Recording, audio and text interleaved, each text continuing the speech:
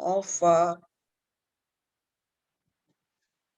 Srimad Bhagavad Pada Shankara, the Dashashloki. Professor Srinivas has been wonderfully speaking to you. As I received reports from the participants, all of them are enjoying, all of them were enjoying the previous class. And without further delay, let me invite Professor Srinivas to continue the session for the day. Over to Professor Srinivas. Namaskaram to all.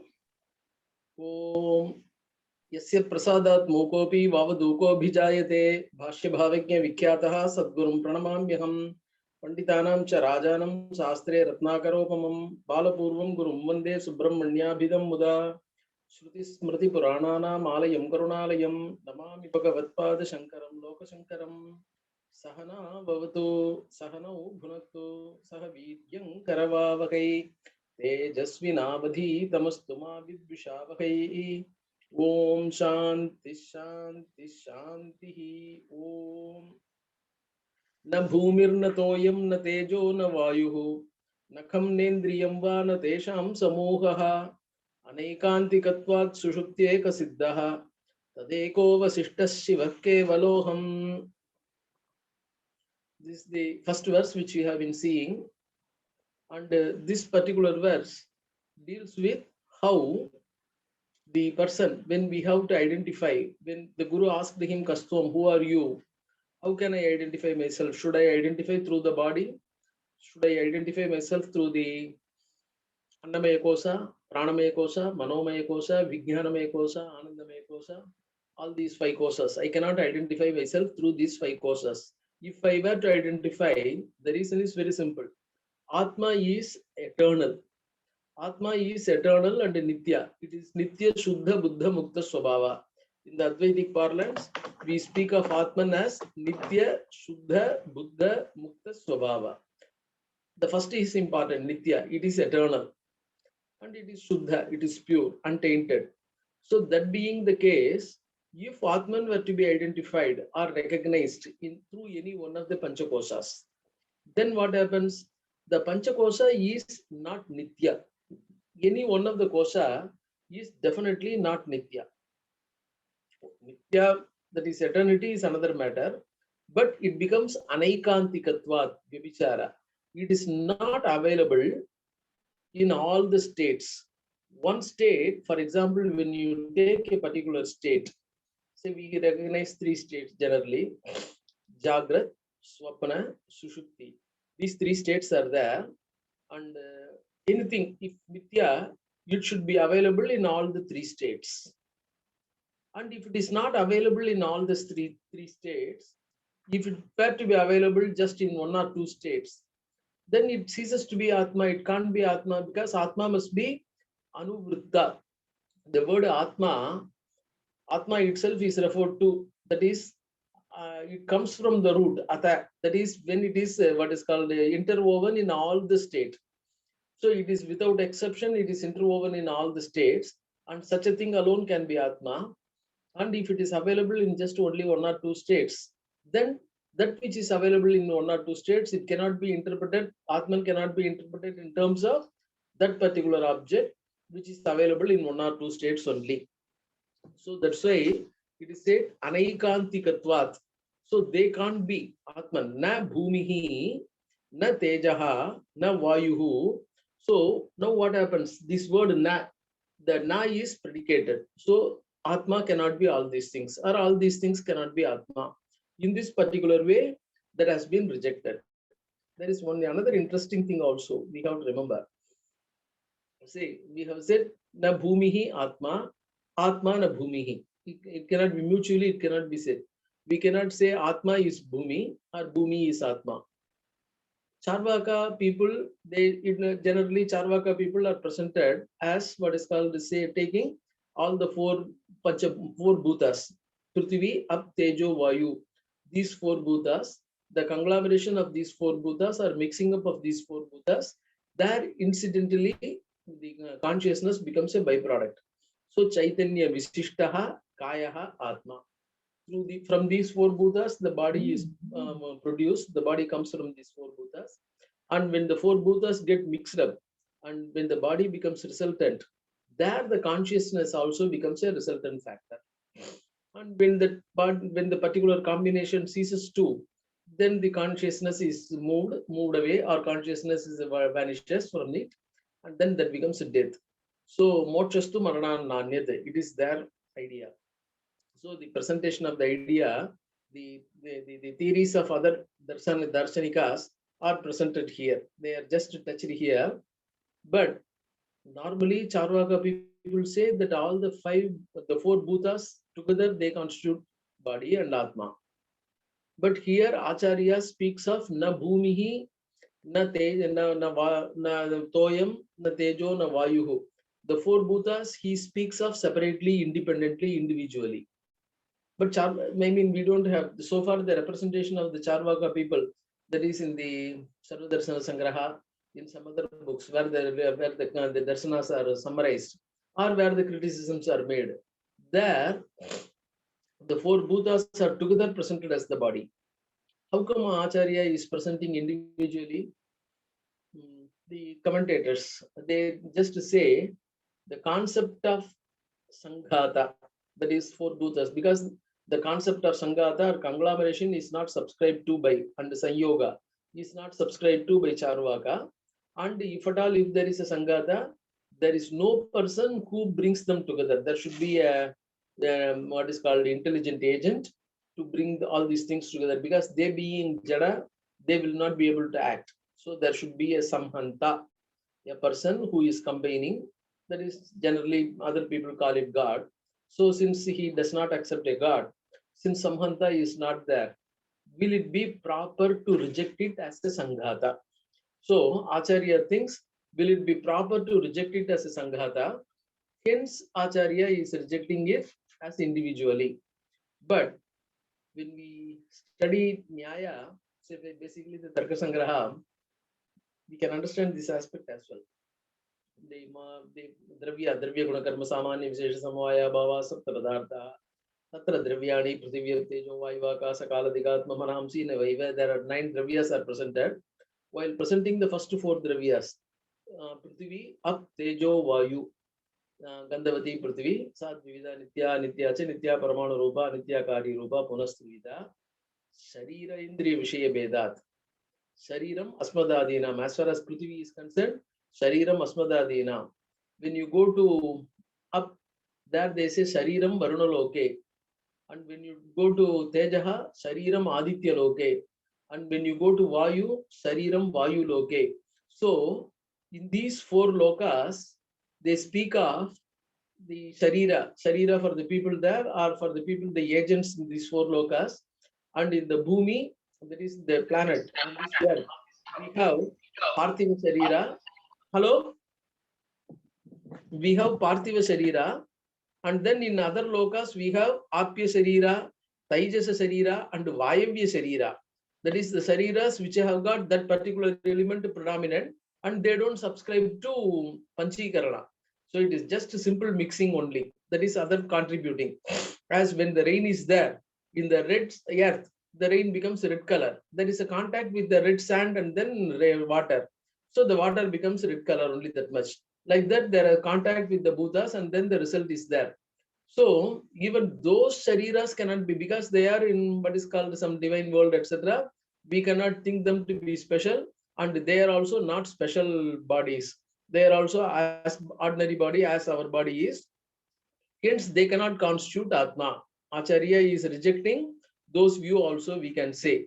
So, na bhumihi, na toyam, when he rejects each and every individual body, we can say that is generally he is rejecting the bhutas constituting body, number 1, or their samuha, or in whatever special world, the individual bhutas become the predominant element of a particular body, that also is being rejected. In this way, he rejects those viewpoints also. Na bhumir, na toyam, na tejo, na vayuhu. There are some specific charvakas who subscribe to Akasa also, because space also somebody subscribed to, and that we can take it as Nakam. And then our Buddhist viewpoint, Kam means Shunya, Dendriyam. And now, what is difference between the individual, the Jivas, as well as Jada? Everything is Jada, even the Sharira of the individual Jiva is a Jada. Everything is Jada in this world. What differentiates a Jiva, what differentiates a creature from the Jada is this, the consciousness. The Jivas are able to recognize themselves, they are able to cognize themselves, and they are able to cognize other things. But this sort of cognition is not available with the Jada Vastus. So this cognition alone becomes a simple differentiating factor with a living creature. A living creature has got the consciousness, whereas a simple inert insentient matter doesn't have this consciousness. Cognizing consciousness is not there. And how do we get cognition? The cognizing consciousness must be differentiating, or must be the criteria for us to recognize a particular thing as a jiva. So if this cognizing consciousness were to be the recognizing characteristic, how do we and where do we get this consciousness from?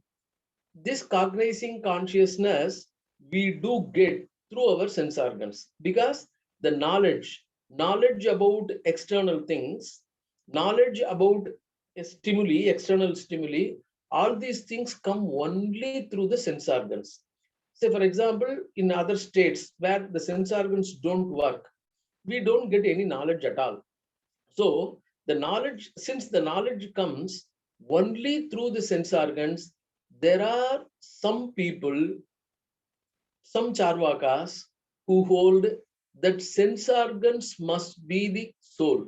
Sense organs must be the differentiating criteria or the important criteria, and they must be defining and they must be differentiating a jiva from other things. So sense organs becomes an important, since through sense organs alone we get the knowledge of outside world, and sense organs must be constituting the so-called Atma. Sense organs must be living thing, sense organs must be jiva, they must be constituting the so-called Atma of the philosophers, according to some of the philosophers of those times.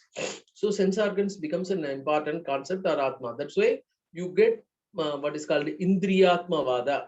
So Indriyatmavada is not, Dehatmavada is simple thing we get, but Indriyatmavada is not just Indriyatmavada, all the limbs must be defined as Atma. It is not like that. They think, they argue, what can be the Atma? Among the different limbs of the body, what can be the Atma? The first thing is Sharira itself. And the Sharira becomes an important thing because the Sharira alone, through Sharira we act. Sharira becomes the instrument of action.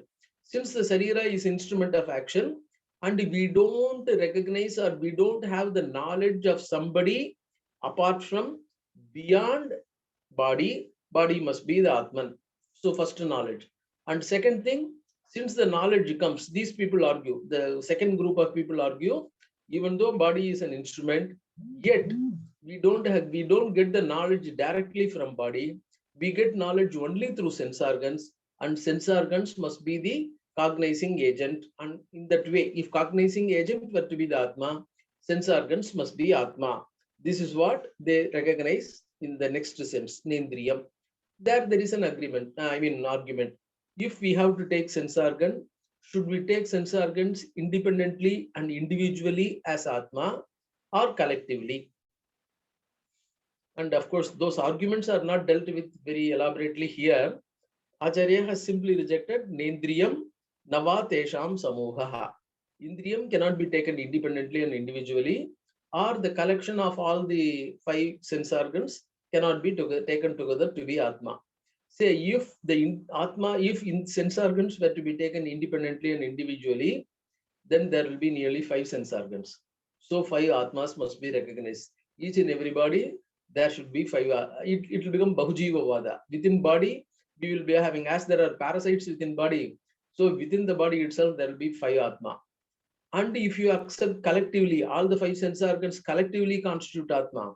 If some were to be what is called Divyanga, that is, if some people were to suffer from the problem of a particular sense organ or one or two organs, then what will happen? The Atma becomes deficient. Atma cannot be deficient, but Atma has to be accepted to be deficient in that case. So that also becomes a problem. So this is one of the easy reasons to say that sense organs cannot constitute Atma, but Nendriyam Nava Tesham Samuhaha. And here, body and sense organs, they directly come from Bhutas. And since Bhutas are not said to be Atman, na bhumir na toyam, when we say that Bhutas are not Atman, automatically it amounts to say Bhautika also cannot be Atman. Bhautika means what comes from Bhuta. Bhutad bhavam bhautikam. That which comes from Bhuta is called Bhautika. And predominantly the two things are Manaha and Prana. When you look at Taittiriya Upanishad, when the kosas are defined, Pranamaya kosa will be the earlier one and Manomaya kosa will be later. Prana will be first and Manomaya kosa will be later. That is Annamaya kosa, Pranamaya kosa, Manomaya kosa, and then it goes like Vijnanamaya kosa, etc. But here, when they refer to it, here the discussion is Manomaya kosa comes first and Pranamaya kosa comes later. Because the Indriyas work directly through Manas. Without Manas, Indriyas cannot work. Hence, immediately after Indriyas, Manas is taken up. Not only that, the rejection, proposal, etc. are what is called subtle here. In the Dasasloki is simply an epitome of Vedanta, and all the ideas presented in a very subtle way. They are not discussed in a very elaborate way as it is presented in other Vedantic texts. So, what is the concept here? Since mind works, since in sense organs work through mind, mind becomes an important aspect connected with the sense organs. In that way, mind is presented immediately after sense organ. That is one thing. But when the yogis control their mind, they control it through their prana. That is prana nirodha. That is hatha yoga. So prana nirodha becomes, that is, pranan works even after mind, even when the mind is controlled. In fact, pranan works for the control of mind. Yogas chittavritti nirodha. Chittavritti is clear mental modes. So the control of what is called mental modes is considered to be yoga. That is, one can do it, and if one finds it difficult, he can practice hatha yoga, that is prana nirodha, and through it one can what is called learn how to control mind. So pranan works in the next stage, apart from mind and without mind. Hence pranan becomes bit higher to manas. Hence manas comes first, pranan comes later. So manas, can we consider manas as what is called atman? That is, when the pranan is working and the manas is not working, you cannot consider manas as existing in all the stages, and the pranan also. And the yogis are able to control pranan. So that is atman is working in that stage when yogis are able to control. It is not the question that everybody should be able to practice everything. At least some practice is known, and then this particular idea is known. Since yogis are able to practice that what is called prana nirodha, so it is a stage where atman, that is cognition of self, is there, but pranan is controlled. Hence, the bhautika, that is manas and the pranan, also cannot be atman. They cannot constitute atman. They cannot be considered to be atman. This becomes what is called. So, how can I identify? How can I present? Why they are not atman? Anaikantikatvat. Anaikantika means vyabhichara. Essentially, what is the characteristic or what is the definition of atman? Atman means the individual soul. The last lecture we have seen Kritahana Akrita Abhyagama Prasangat. Kritahana means dropping or deleting Krita, what is done. That is not getting the result for the actions done. And Akrita Abhyagama, that is getting the results for actions not done. If we have to accept what is called some temporary things as Atman, these temporary things, as that is body, etc. Body was not there before the birth. Body will not be there after death. So body exists only between birth and death. Only between this particular situation, body exists. So a child gets some good or bad results. That is, it experiences pleasure or it experiences pain. An elderly person does an action, But when he is doing an action, suddenly he dies. So whatever action he has done, its result he is not going to experience. Whatever result the child experiences, it would not have done the requisite action leading to those results. So what happens?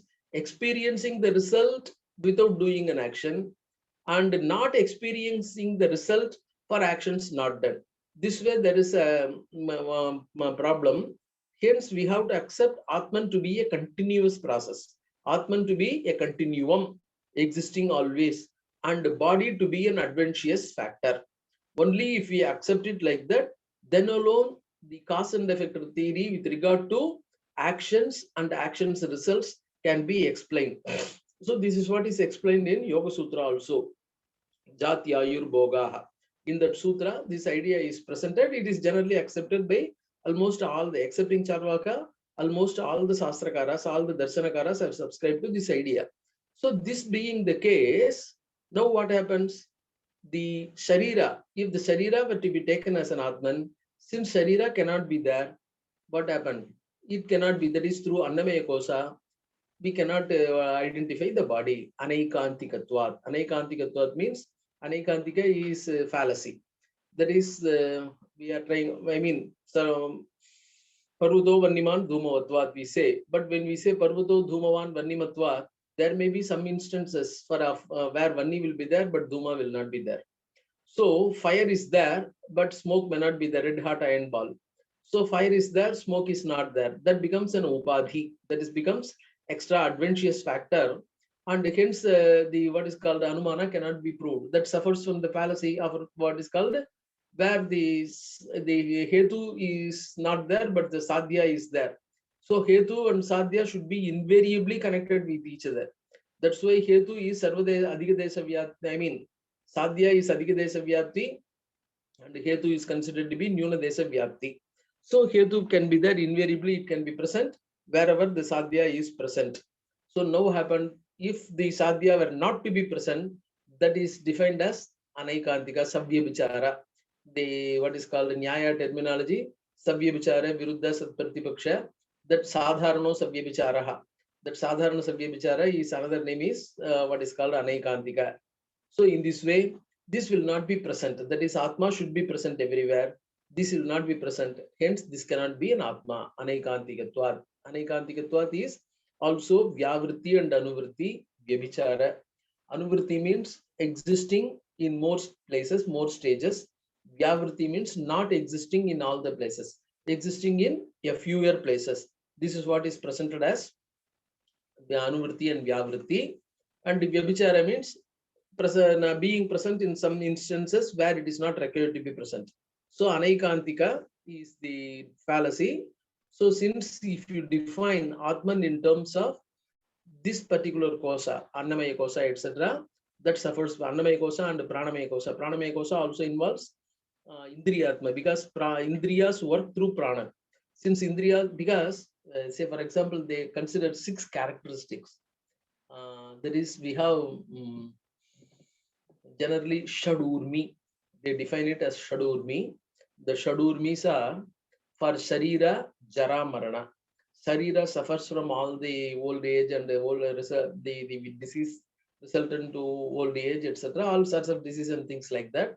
And Marana, finally death. So Jara, Marana. And then Asanaya, Pipasa. Asanaya means hunger. Pipasa means thirst. Hunger and thirst. Say digestion becomes an important factor of, as we say, oxidization. That becomes a factor of prana. Asanaya, Pipasa becomes the problem connected with pranamaya kosa. And for manomaya kosa, shoka, moha. So these are the shad urmis. These urmis are sufferings for the bodies. And now what happens? Prana, asanaya, pipasa means hunger and thirst. And hunger and thirst are removed by taking food and water. And when we take in food and water, that happens what is called energy and nutrients and all those things that make us work properly. So prana, that is all the sense organs. Sense organs are referred to as prana also, because they work with the nutrients, etc. That becomes an important characteristic or important thing connected to prana. So now what happens? These are the, they become That is when we don't what is called take food. Here, the example is given in Chandogya Upanishad. The student wants to know more about that is Tatvamasi, and the teacher says, you what is called stop taking food, but don't what is called suddenly, slowly you what is called stop taking food. Within 15 days, you do Chandrayana Vrta. That is, you take full meals for one time a day, and then reduce it by 2 morsels, and then reduce it by 2 more morsels, 2 more morsels like that. And when the central day comes, central day can be Amavasya or Purnima. When the central day comes, no food at all. So since he will be slowly what is called losing food, or he will be what is called starving, after that come and meet me. That is not after taking parana, not after taking food. And then the student is a very good student. He has studied Vedas very well and he can recite them easily. And then the teacher asks him, tell me the Vedas. That is recite. He asks him to recite a portion. And the statement there in the Chandogya Upanishad is, Nakinchit pratibhanti boho. Nothing appears to me. I am not even able to hear what you say. That is when he is what is called starving, when there is no food for continuously for many days. Slowly what happens, his sense organs, they don't have necessary nutrition, they don't have food, and then the sense organs don't work, and he is not even able to hear the what is called when the life is going in a very minute way, and then he is not even able to hear, not even able to speak. Sometimes rarely he may be able to hear, that is very lightly. It is not a total death, hence like very lightly the sense organs may work, but sense organs are slowly receding because there is no food. That means anaikantika, that is sense organs are not working. Anaikantikatvat, this is the situation. So since the anaikantika situation is there, how can I recognize, how can I identify myself in terms of atma, that is annamaya kosha, pranamaya kosha, or indriya, in sense of indriyas, etc. How can I define myself? This is what Shankara has said initially to his teacher. But the next comes, in Sushupti also there is nothing. We say, I don't know anything. Since in Sushupti also I don't know anything that is there, Atma is not there in Sushupti too. Because if something were to be there, Atma must recognize itself, I am there. Like that, when something is existing, the existence can be known only, I think, therefore I am like that. The Atma, unless Atma recognizes itself in Sushupti, how can you say that Atma is there? Atma is not there in Sushupti. Sushupti, the consciousness is not there. If the consciousness were to be there, we must be aware of the consciousness. We are not aware of the consciousness. I am, that sort of knowledge does not come there. Even though the prana, annamaya kosha and pranamaya kosha, the knowledge of pranamaya kosha is not there in Sushupti. Say, the knowledge of all the koshas are there in Jagrat. But the knowledge of annamaya kosha is not there in Swapna.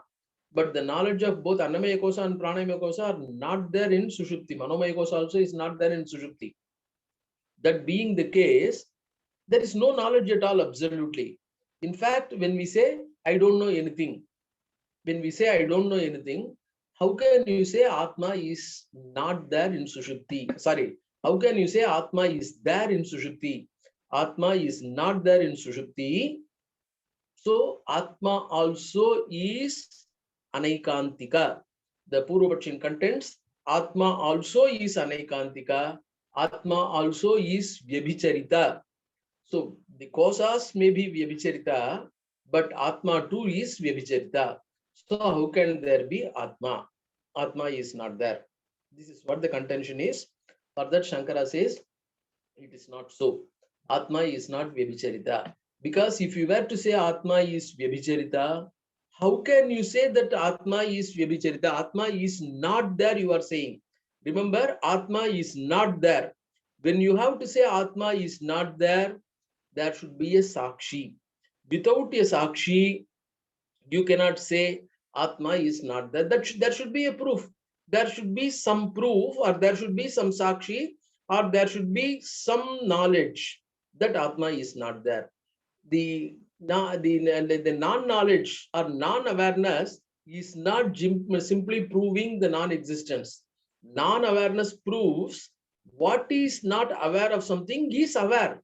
Say, for example, we say existence and non-existence are some, generally we take it as mutually exclusive. Say if the part is there, you cannot say part is not there. If the part is not there, you cannot say part is there. So we say part is there and part is not there are mutually exclusive. That's possible. With regard to a particular object, you can say part is there and part is not there. You can say I have this knowledge, I don't have this knowledge. I know history, I don't know history. Those things, because anyone who knows history cannot say I don't know history, or anyone who says I don't know history cannot say I know history. So these informations are mutually exclusive with regard to a particular thing, but they are not, existence and non-existence per se are not mutually exclusive. This is what Advaita says. Because when you say non-existence, unless the non-existence exists, how can you say that non-existence is there? Say if the pot is broken, you have to say part is not there. But the part is not there is not simply part is not there, but it is part is there in the form of part shreds. So when you see the part shreds, you say that part is broken, hence part is not there. This is how it is taken. In the same way, existence means it involves non-existence also. Knowledge means it involves what is called ignorance too. So when you say I am not aware of anything, avidya is there very much. Since avidya is there very much, you cannot say what is called, it is totally nothing is there. Avidya is being witnessed. Avidya is being seen. Then the consciousness becomes proof for, consciousness becomes witness for avidya. Why there is no knowledge there? The problem is, now how do you get the knowledge? The knowledge we get when the Atman is not there. Then we have to go back to what we have started yesterday. When the Atman is there in the form of Sharira, Atman is not independently known and Sharira also is not independently known. Sharira and Atman are not, the problem is they are not seen, they are not known as two different independent things. Sharira is seen in the form of Atman and Atman is seen in the form of Sharira. We may not know Sharira and Atman as two in the form, my Atman is my Sharira like that. But when you say, I am a man, when you say, I am born on such and such date, when you say the birth, etc., that is the limitation by time, the limitation by space, etc., that is the Paricheda, we impose on Atman. Atman being eternal, the limitations of body are superimposed on Atman. So Atman is seen, Atman is seen, Atman is understood in terms of Sharira. And we just what is called realize ourselves of see, that is we see ourselves as not only limited through the limited knowledge we get. So the characteristic of Atman or the consciousness is superimposed on body, and body's limitations etc. are superimposed on Atman. This sort of paricheda is there. So it is called mutual superimposition, and that mutual superimposition is working everywhere. Unless this mutual superimposition is there, we will not be having any knowledge at all. So this mutual superimposition on all the characteristics exist in Jagrat, but this mutual superimposition works up to sense organs in Swapna. It is not there in our body. So we don't have Deha Abhimana. That Abhimana is not there. So the Abhimana is lost, and then only the mind works in the Swapna. And what happens in Sushupti? Not there. That is, all the resultant superimpositions or the effects, they merge in their cause, namely avidya. So since all the resultant superimpositions, I, mine, etc., merge in their cause, namely avidya, they don't work. Since that sort of superimposition is not visibly available there, so we are not able to get the knowledge I, mine in Sushupti. In the state of deep sleep, we don't get the knowledge I and mine. That is, I know, I see, I think, I witness. All those things are not there. So the avidya, which is the upadana karana or the material cause of the resultant superimposition, namely I and mine, alone is there. So avidya alone is there. But avidya being insentient, it cannot be aware of itself. It has to be known something. And when we say Gadam Mudoham Asam, I was what is called nothing. I was in dead sleep. I did not know anything. When we say like that, when did not know anything is in terms of avidya. Avidya alone was there, so nothing is visible. Everything becomes merged in avidya. So even including I and main, since everything is merged in avidya, we are not aware of it, and we don't even get the knowledge in terms of I. But avidya is there very much. That's why we are able to say next morning when we get up, I did not know anything. That did not know pertain to avidya. And I is recognized in terms of Jagrat and Swapna terms. Not in that is Sushupti, we are not even aware of I. So that becomes that avidya we become aware of avidya in Sushupti. So Sushupti Siddhaha. And how many Atmas are there? We, you, I, all the persons are there. So there are so many people, so many living creatures are there. So many living creatures. Each and every one living creature must be having an Atma. But are we aware of all these living creatures' Atma there? Is there any Bedhaka Pramana, differentiating factor? If there are more Atmas, there should be more differentiating factors. And through this more differentiating factor, we should be able to know ourselves. There should be, that is, there should be so many Atmas we should be knowing. Since the Bedhaka Pramana is not there, if the Bedhaka Pramana were to be eternal, if the Atmas were to be eternal, the Bedhaka Pramana cannot certainly merge. It should be available. And hence, since the Bedhaka Pramanas are not there, there cannot be multiple Atma. There can only be, the Bedhaka Pramana is, the Bedhaka Dharma is only Upadhi. The individual Antakarana, Upadhi, which is the responsible for the cause of individuality. So when we get back to our original state, when we come back from the state of Sushupti, the Upadhis become aware, we become aware of, that is, the Upadhi becomes manifest and Upadhi become active. So we have become aware of our individuality in terms of Jagrata terms. So in Sushupti, Ekaha. Ekaha is Atman is only one. Atman alone is there. That Atman becomes aware of. So Sushupti Siddhaha. The Atman is Sushupti. In Sushupti, he becomes established. This is what is established, and this is what is presented in the Swayanjyoti Brahmana, the Brihadaranyaka section. In the Brihadaranyaka, that is the subsections of Brihadaranyaka is called Kandas, and within Kandas, minor sections are there. The minor sections are called Brahmanas. The names of minor sections are called Brahmanas, and one Brahmana is Swayamjyoti Brahmana. The self-effulgence of knowledge, the self-effulgence of Atman is established. The self-effulgence of Atman is established in that particular, and Janaka asks Yajnavalkya how individuals are carrying on their activities. And he says the individual carries on their activities through the light of, what is the light which helps the individual to carry on their activities? Kim Jyotishayam Purushaha Aste Palyayate Karma Kurute Vipalyati. He sits, acts, goes, comes back, etc. There should be some light. What is the light that helps him? Then Yajnavalkya says, Aditya Naivayam Jyotishaste. What is the doubt? Sun is there. Sun is the great light. Sun is the ever powerful light. And through sun he works. He just sees. He sits. He lies down. He goes, comes, etc., etc.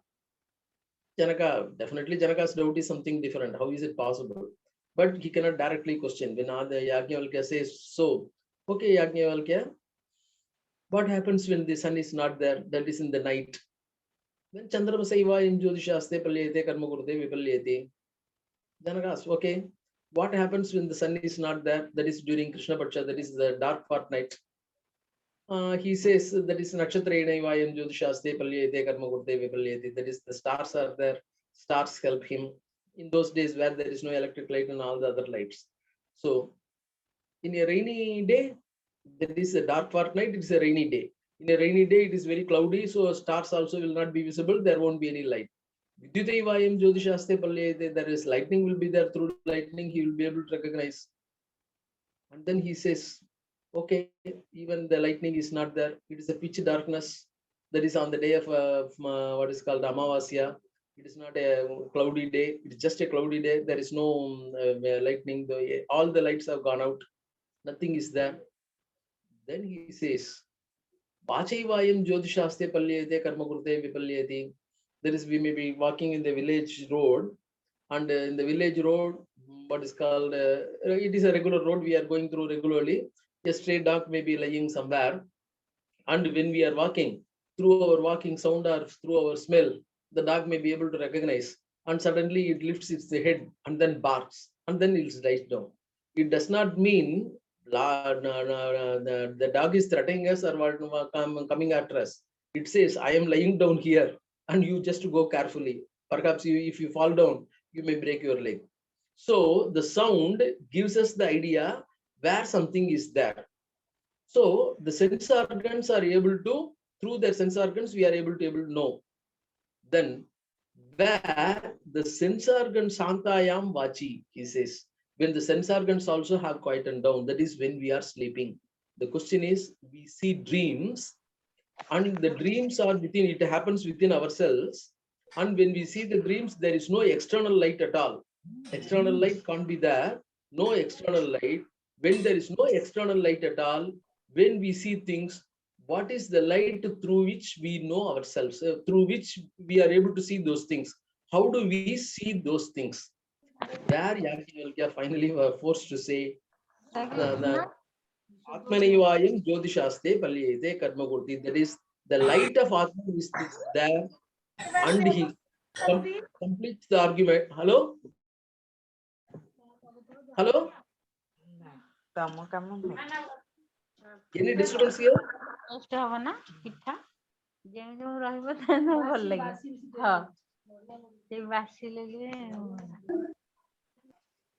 Hello? Hello? There seems to be any problem? No, no, no. Please continue. Please, all of you, please mute your mics. Atmanayvayam Jyotishaste Palyate Karma Kurte. That is, through his self, the light of Atman, the light of Atman reveals everything. Through the light of Atman, he knows everything. Atraivayam Purushaswayam Jyotihi. The definition is, Atra, in this state, Purushaha, the soul becomes Swayam Jyotihi, self-effulgent. What is self-effulgent? Svetara Aprakashyatve Sati, Svetara Sarvava Bhasakatvam. Svaitara, apart from the Atman, Aprakashyatve, the Atman is not being revealed by anything other than Atman. That is, it does not require any physical light other than itself to reveal itself, and then it reveals everything other than itself. That is, the Atman is revealed, not an object. Say, when the tube light is there, or when the sun's light is there, the sun's light and tube light and all the physical lights help other objects to be seen, and they also are seen. In this way, Atman reveals everything. Svetara Aprakashyatve, it is not revealed by any other light. Svetara Sarva, everything other than itself, Prakashakatvam, it reveals. So that is the definition of what is called Swaprakasatva, and the Atman is Swaprakasa there. So Sushutyeka Siddhaha. In that state of Sushupti, when Avidya is seen by the light of Atman. So Atman becomes self-effulgent. The self-effulgent Atman is there, it is existing. And unless the self-effulgent Atman, unless we accept the self-effulgent Atman, it will be very difficult for us to recognize the existence of Avidya. So unless we recognize the self-effulgent Atman, it will become very difficult to recognize the existence of not only Atman, but the existence of Avidya too. So that becomes the most important characteristic, Sushutyeka Siddhaha. So the Atman is there very much. So that particular Atman, which is not Anaikantika, which is not going out of existence in any of the state, that Atman, which is existing in all the states without exception, and apart from Atman, everything else go out of existence in one state or another state, and which Atman is seen in Sushupti, that which becomes what is called witness consciousness in Sushupti, that which remains as witness consciousness in Sushupti, Tad Eko Vasishtaha, that alone remains, nothing else remains. Avasishtaha. Avasishtaha means residue. That is, as we have seen it in Neti Neti. That is, when Atman is presented, this is not that, this is not that, everything is rejected. So finally, what remains? It is not presented as this is that. It is what remains finally. So avadhi, when something is, everything else is rejected, what remains, what substratum that remains, that is called avasishtaha. Ekaha avasishtaha. The one alone can remain there. And since it alone is there, there is no one to recognize it apart from it. There is nothing which is apart from it. Hence ekaha, tad ekaha, avasishtaha. That is the only one.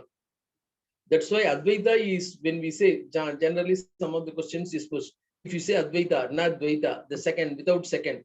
When you say without a second, whether you recognize a second or not, that's a question. If you recognize a second, that means second is there. When you reject a second without recognizing a second, second cannot be rejected. So second must be there.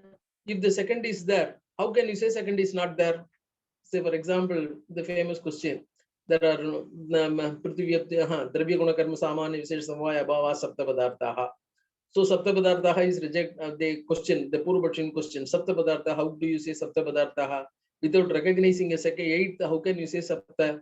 If you recognize the eighth, then you cannot say Sapta. If you don't recognize eight, you cannot reject eight and you cannot say Sapta. So logically, they are asking this question. The same question comes for Advaita also.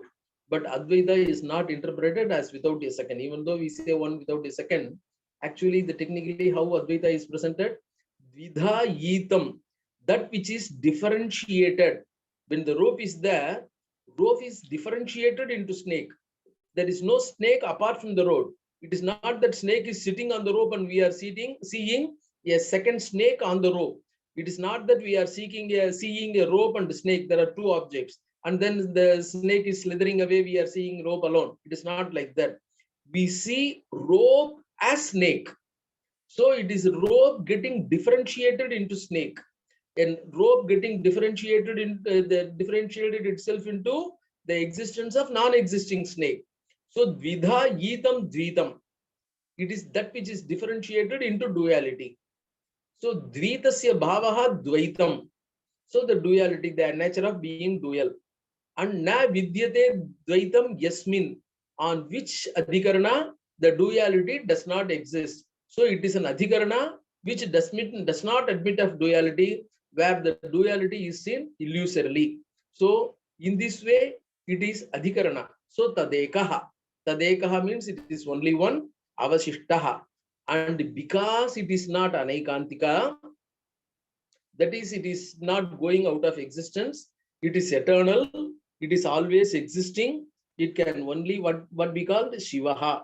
There cannot be any, Shivaha means auspicious Mangala. So that is the Shivaha. And generally we identify with the Lord also. So as they say, Shantam Shivam Advaitam Chaturtham, in order of what is called Mandukya as Shivam Advaitam, the word Advaita Shivam is used. Shivaha and Kevalaha.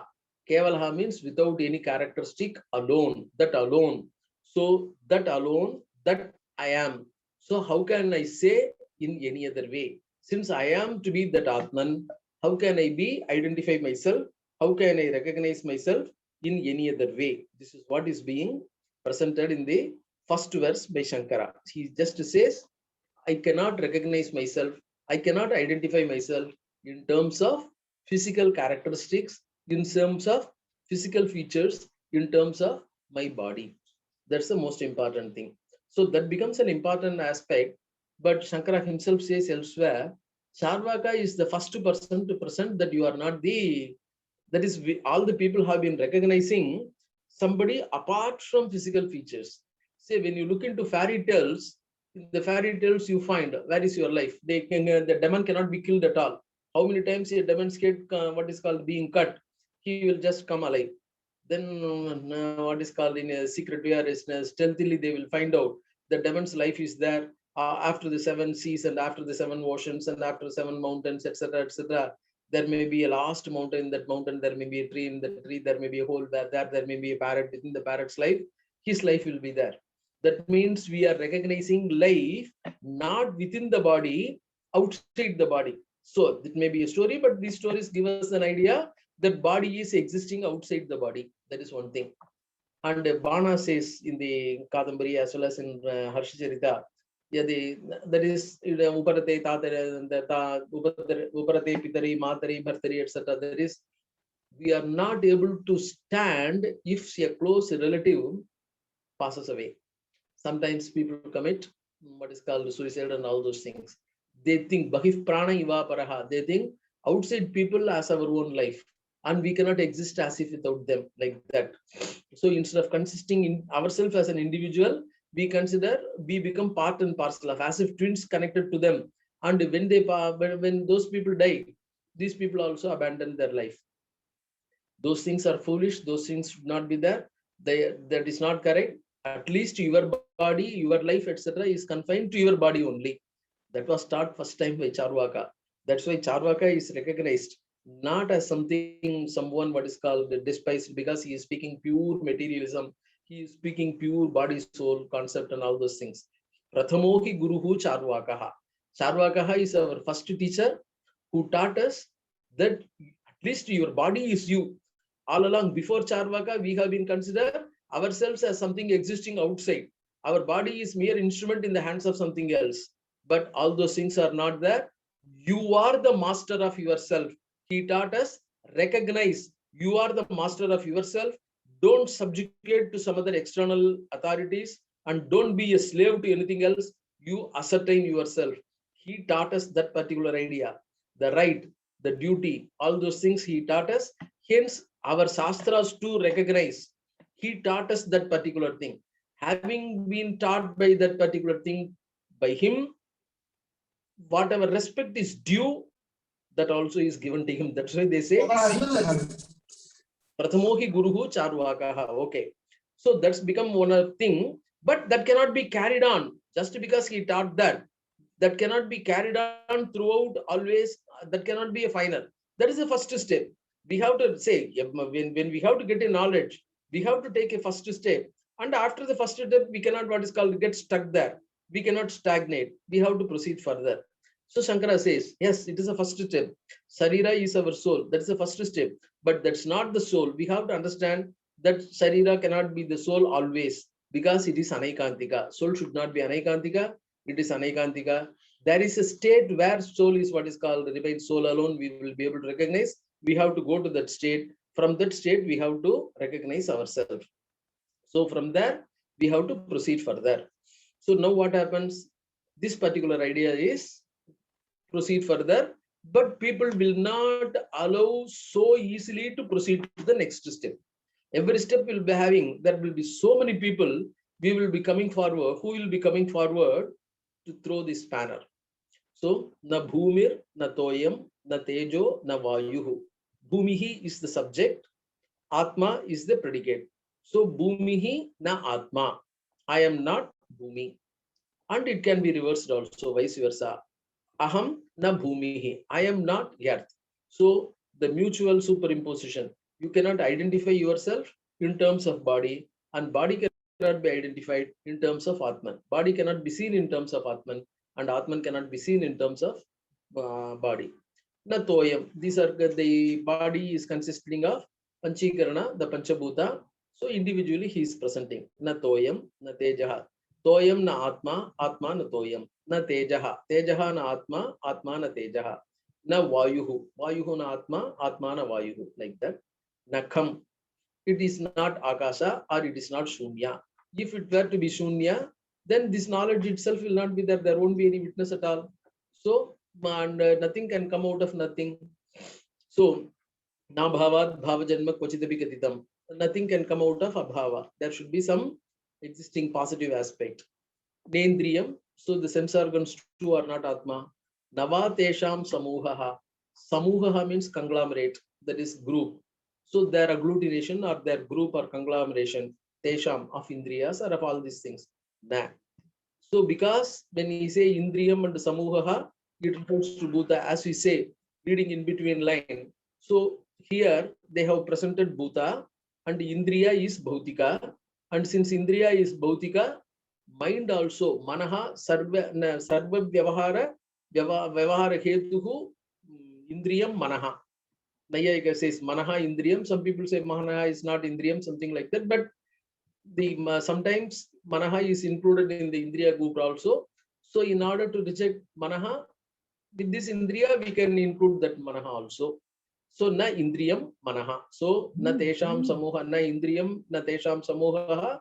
Mind also is included, being a Bhautika, and Pranaha. Since Indriyams are supported by Prana, Prana also. So all these things are rejected.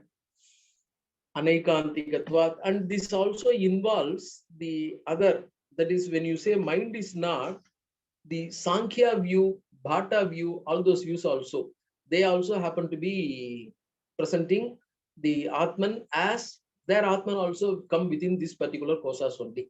They are not, even though they may speak of their Atman is beyond kosa, their Atman also is within kosa. Say for example, when you look at the Sankhya view of Atman is Satu Chit. It is not Sachidananda. They don't consider Ananda. Ananda is only, that is the Swarupananda, they don't subscribe to. They speak of only what is called the Vritti Ananda. When there is a identity with the mind and Atman, there when it is a pleasurable Sattvika mode, then it becomes Ananda. That alone is they consider as Ananda and not Swarupananda. So their Atman is only Satu Chit, Satchit Swarupa only. Now what happens? What is the nature of Atman? They have got 24 tattvas, the Prakriti, Prakriti Kartri, Purushastu Bhokta. Bhokta is Sukha Dukkha Anyatara Sakshatkaro Bhogaha. It is a revelation of the any one of Sukha or Dukkha. So revelation means it is Jnana. So Purusha is Jnana Swarupa. So Purusha being Jnana Swarupa, when there is Vritti by Prakriti, then the Prakriti Vritti, that is Mano Vritti, becomes revealed by Purusha, that becomes known. So Purusha is aware of the Bhoga, the Purusha is aware of Sukha Dukkha, whereas Prakriti presents the Sukha and the Dukkha to him. So Purusha becomes, Prakriti becomes Kartri, Purusha becomes Bhokta. So in that case, Anandamaya Kosa will be the Purusha for Sankhya. And for Nayayika, Ananda will be what is called a product or Atma Manasa Samyujite, Mana Indriyana, Indriyamarthena, Tata Pratyaksham. So when there is a series of contact, then the knowledge is produced in Atman. And it is an adventitious factor. As long as there is a contact, the knowledge will be there. Once the contact ceases, the knowledge will not be there. So this is what Nayayika and other people, the knowledge is not there. So there is not going to be, and the mind will not be there for Sankhya, and the mind will not be there for Nayayika also. So knowledge will not be there. So they will not be able to know. And they will not be able to know the existence of Atman in the Sushupti state. And for Patanjala also, they consider Nidra as what is called a state of Shunya, void. That is an absence, Abhava. So these people, even though they are Astikas, even though they subscribe to Veda, even though they speak of what is called Vedic philosophy, etc., their question of Atman also is something falling within the Manomaya Kosa and then Vijnanamaya Kosa. Not apart from Manomaya Kosa and Vijnanamaya Kosa, Sankhya alone just passes to a higher state, namely Anandamaya Kosa, but he also accepts only that Bhoktrutva alone. So since all these things are within the kosas, because they are the resultant ideas, when we speak of the Atman is not these kosas, the resultant ideas are there very much, and then we can understand all these things also stand rejected. So these things also stand rejected. So Tadeko Vasishtaha, because all these people, when they speak of what is called where the ideas are rejected, Tadeko Vasishtaha, when Nayayika, Sankhya, Patanjala, and when these people speak, their idea of Atman cannot exist without a counter like mind, without a counter like Vritti. So they require some more factors, two or more factors. But here Atma alone remains. So Tadeko Vasishtaha, their view also stand rejected. That's not possible. That's how it is rejected. The next step.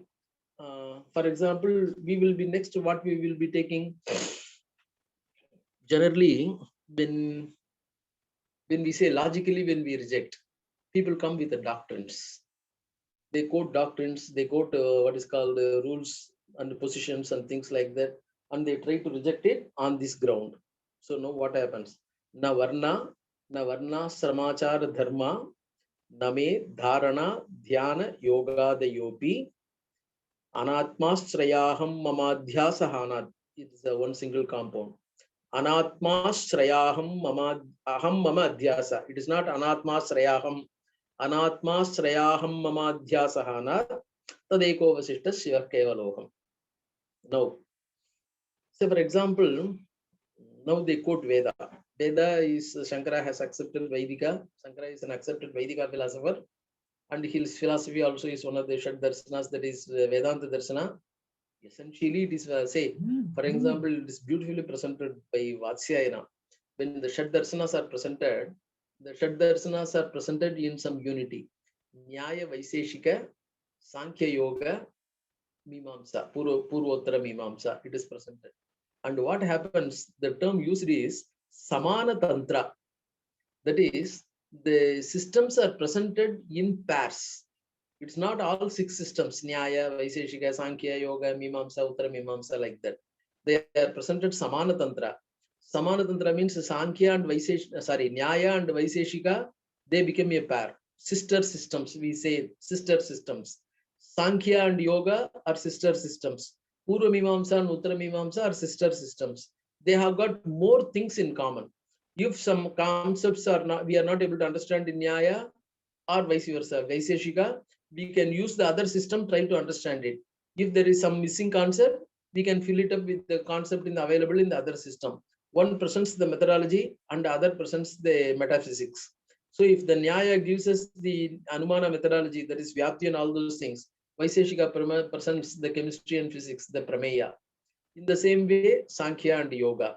Sankhya presents the metaphysics and Yoga presents the methodology.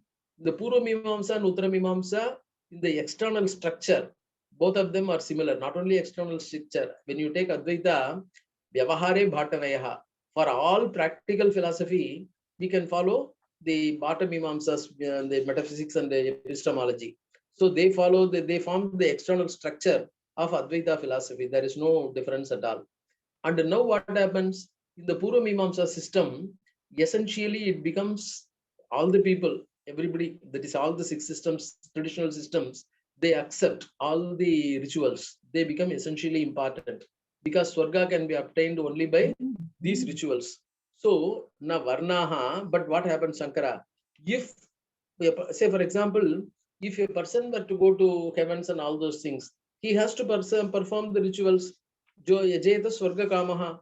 That is the general rule. Yajeta swarga kamaha. A person has to perform yaga, and through yaga he becomes swarga, he gets swarga. So yajeta swarga kamaha is the essential characteristic. Swarga means to perform yaga, they will be having so many other rules and regulations. Yaga cannot be performed. A brahmacharin cannot perform yaga. Say dampatyo sahadikaraha. Yaga can be performed. Many of the rituals can be performed by husband and wife together. Both of them get equal benefit. Both of them get equal punya. So they have to perform it together. That being the case, a person should be Jata Pustraha, Krishna Keshi, Agni Nadadita. So Jata Putraha, a person should be married, he must be with his wife, and both of them perform yaga. And then many of the things are what is called presented and prepared. Prepared means it is not cooking, etc. Even sacrificial things, they have to be got ready by wife. Say, for example, the ghee and all those things. It is not preparation of ghee, sacrificial preparation of ghee in the sacrificial fire. All those things that has to be done by wife, and she has to offer. She also has to perform certain sacrifices. In this way, there are things which wife also has to perform. If that were to be the case,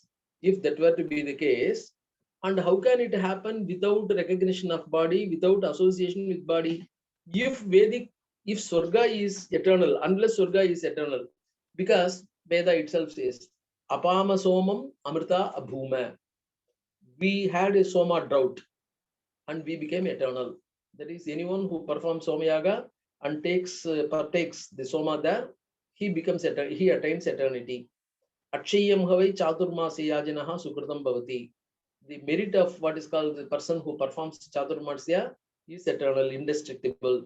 So the person who performs the sacrifices, he gets eternal merit. That also is being described. In this way, there are descriptions of eternity of sacrificial rites, and the sacrifices are performed with physical features. So the two physical feature is not only Varna. Varna is caste. And then we have got Ashrama, that is Brahmacharya, Garhastya, Vanaprastha, Sannyasa, Ashramas are there. And Achara and Dharma. See, in fact, while describing, while dissecting the compound, they will say Varnascha, Ashramascha, Varnashramaha. It is a Dvandva compound. And Acharascha, Dharmascha, Achara Dharmaha. Again, Dvandva compound.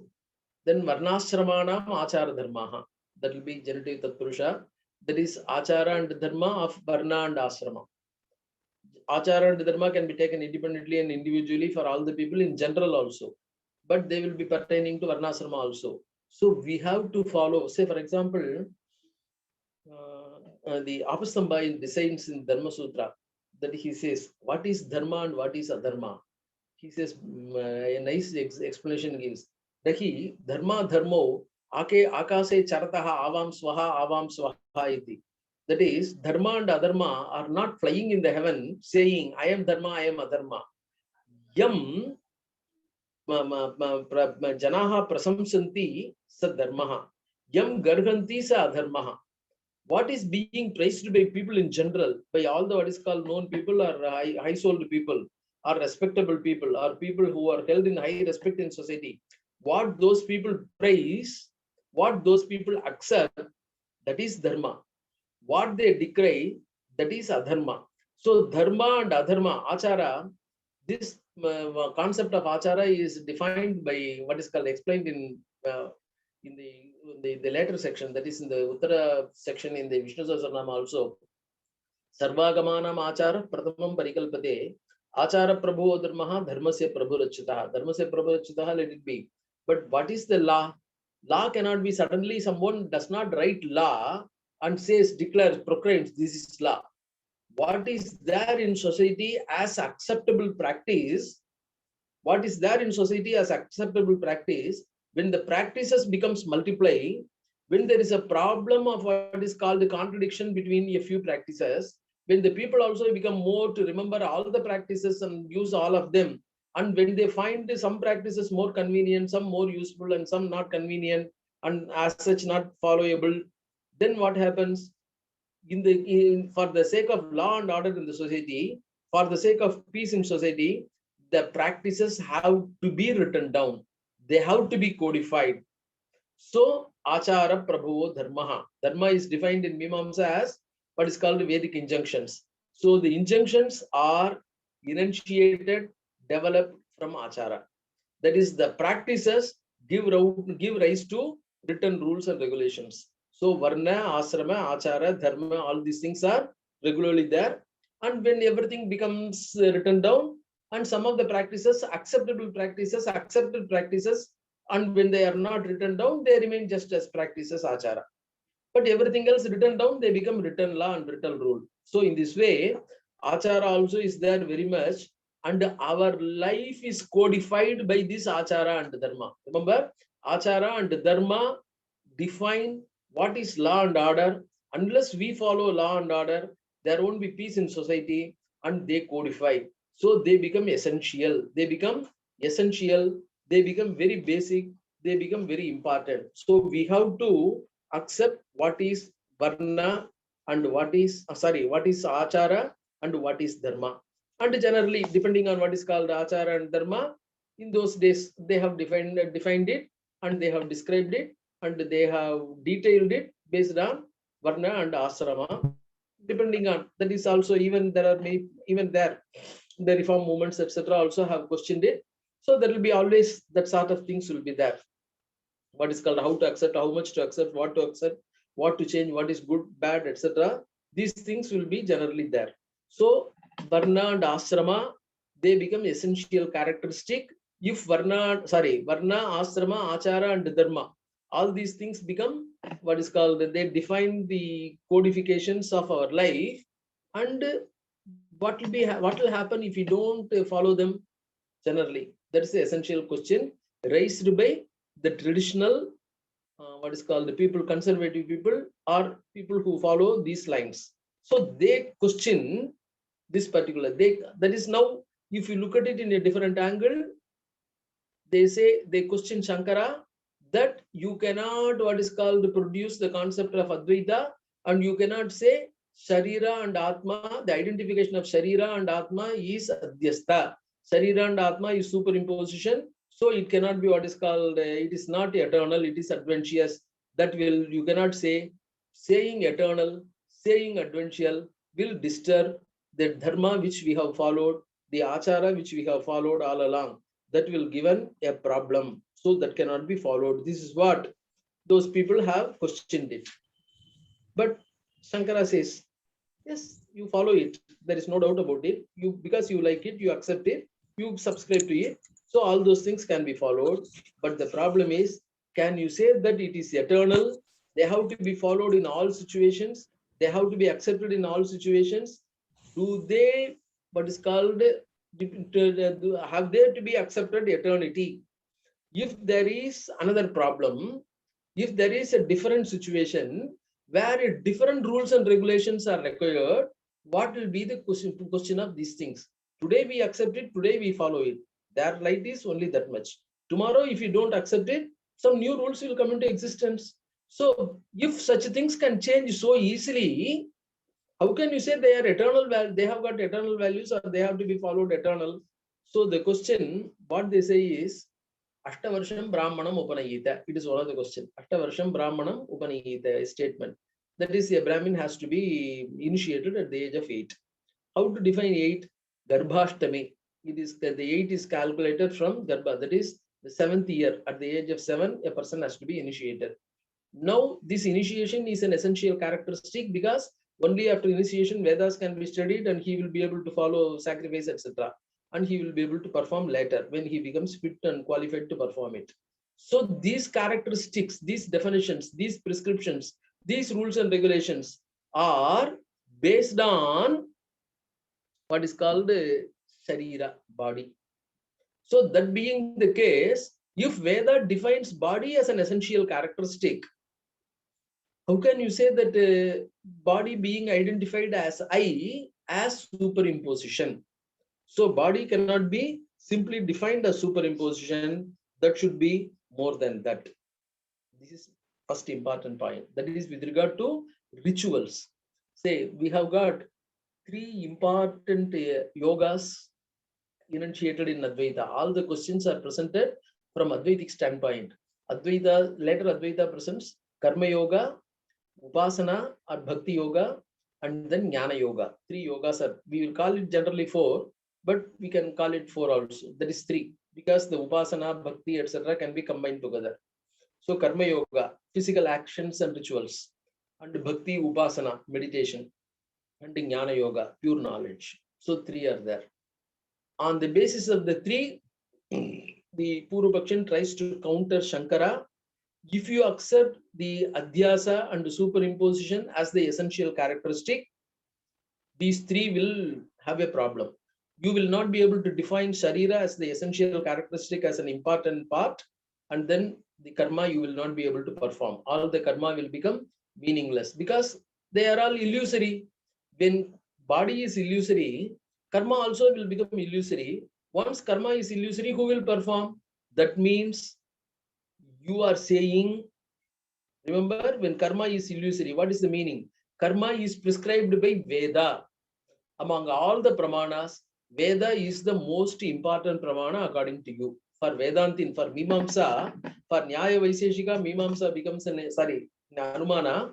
Sankhya Yoga also Anumana. For a Vedanta, for a Mimamsa, Veda becomes an important pramana. Veda is called Pramana Raja. You accept super importance and supreme position to Veda. So Veda has to be accepted as pramana. If you say these karmas, that is Ashtavarsham Brahmanam Upanayita, such statements as illusory, then the portions prescribing these things, the injunctions also become illusory.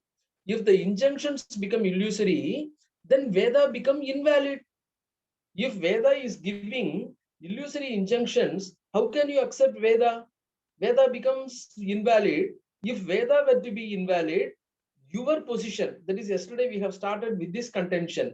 That is the most important thing is the Swayam Sambuddha concept, that it is not a self-effort. The knowledge about Advaita, knowledge about Aham Brahmasmi cannot be a self-effort. It cannot be learned by one, it cannot be learned by an individual by himself. If an individual were to learn it by himself, then it becomes a subject-object knowledge. When it becomes a subject-object knowledge, it becomes duality. When the duality is not there, it ceases to be non-dual. When it ceases to be non-dual, this knowledge will not be there at all. So what you are getting is within the purview of illusion. So essentially, this knowledge has to come from a teacher. That's why I gave nearly a few quotations. Acharya Deva Vidya Vidita Sadishtam Prapate. The knowledge obtained from a teacher alone can become fruitful. That alone can fructify. That alone can result in real Advaitic non-dual knowledge. Not obtained by oneself, not obtained by book, not obtained by thinking. But that knowledge should conform to Veda, only that much. The knowledge which the teacher is imparting should conform to the Veda, but the knowledge should be imparted by the teacher. I have quoted the Indra Virochana Akhyaika with Brahma and all those things. So the role and position of teacher becomes, the guru or preceptor becomes very important. And the teacher is to be guided by Vedas. Now what happens? If you say Veda is illusory, then how can you, what is called, establish your Advaita? Your Advaita too cannot be established. Advaita too becomes what is called invalid. So when Veda becomes apramana, Brahman, which is known from, how can other than the Brahman can be known only by Veda. Upanishadam tva purusham prichami. So he says this Purusha is to be revealed by Upanishad only. So Brahman is known to be known from Upanishad only. So when you say that Upanishad is part and parcel of Veda, when you say Veda is a pramana, your Brahman also becomes a pramana. So what are you going to establish? That's the question presented to Shankara. So you cannot reject, you cannot paint everything with one brush as illusory. Certain things can be illusory. As we hold in the Veda, as we hold in the world, snake, serpent, nacre, silver, like that, something can be illusory, but you cannot paint everything with one single brush. Another person comes. You say preparation of mind. The preparation of mind, you require the yoga practice. The yoga practice involves yama, niyama, pranayama, pratyahara, asana, and then pratyahara, dharana, dhyana. These three important things. That is concentration of mind. Pratyahara, withdrawing your mind from all the external things. Dharana, holding your mind, holding the mind in Brahman. Dhyana, confining to it. So now, pratyahara, dharana, and dhyana, all these three things become very, very important for a person to get knowledge. Nishkama Karmanushtana, from Nishkama Karmanushtana, one has to concentrate, develop concentration, aikagriya. So this Vairagya, Nishkama Karmanushtana, aikagriya, all these things are to be developed. Now for developing this aikagriya, pratyahara, dharana, and dhyana becomes very important. But if you say everything is what is called illusory, what about this pratyahara dharana? Shankara says, na dharana dhyana. So dharana dhyana also will be illusory only. Just because if karmas are illusory, will dharana and dhyana be, just because we are concentrating on Brahman with dharana and dhyana, can they be permanent? They are also illusory. And then Adi. What does Adi refer to? Dharana, dhyana, yoga, the yoga method. What is Adi? Adi refers to Sravana, Manana, Nididhyasana. That is Jnana. First, karma. Karma has referred to the Karmakanda portion. And then Dhyana, Dhyana, etc. referred to yoga.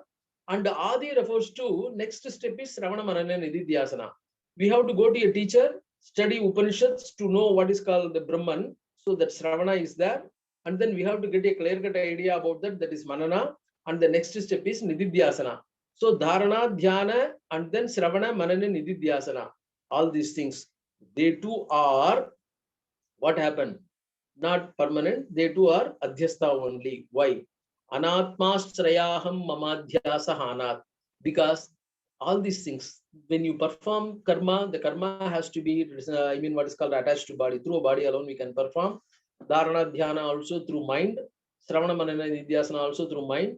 And this mind, as we have seen in the first verse, body is a deha, indriya, mind, etc., cannot be a permanent factor of self.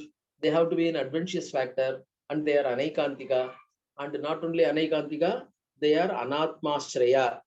So, in the case of anath, since they are anatmashraya, anatmashraya means ashraya, they are pertaining to dependent on anatma.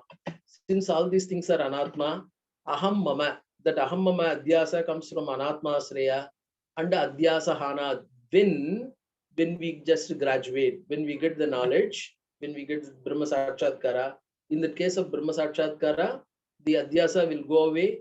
Once the adhyasa go away, aham mama adhyasa also will go away. When aham mama adhyasa goes away, everything will be going away. It won't be there. So anatmasrayaham aham mama adhyasa hanat. When that hana means giving up. When the adhyasa is given up, there won't remain anything. Eko vasishtaha. That Brahman alone, that Atma self alone will remain. Nothing else will remain. That is, Brahman and Atma are not two different things. It is not an individual soul and supreme soul, because there is no differentiating factor. There remains only one all-pervasive soul. So ekaha avasishtaha. That eka, only one soul remains. Shivaha, that is Mangala Rupaha. That is just he says that as Mangala Rupaha. That is good thing. That is a good.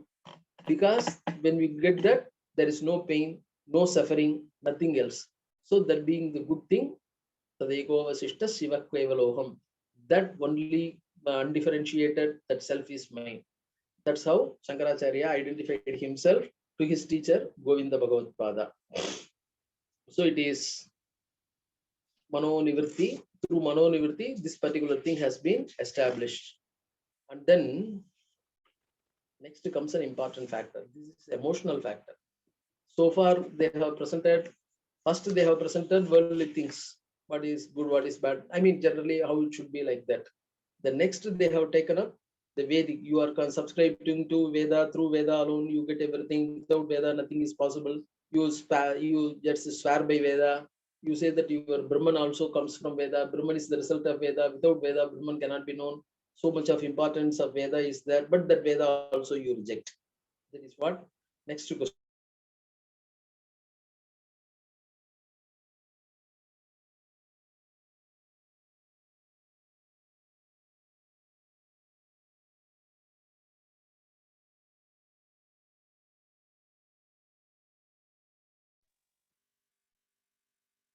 Hello.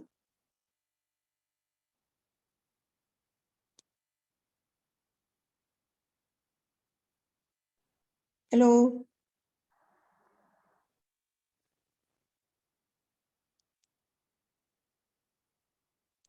Hari Om. Hari Om. Hari Om. Hello.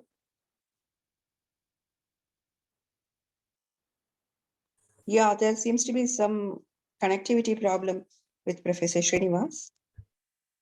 Please wait for a while. Probably he'll get re-established.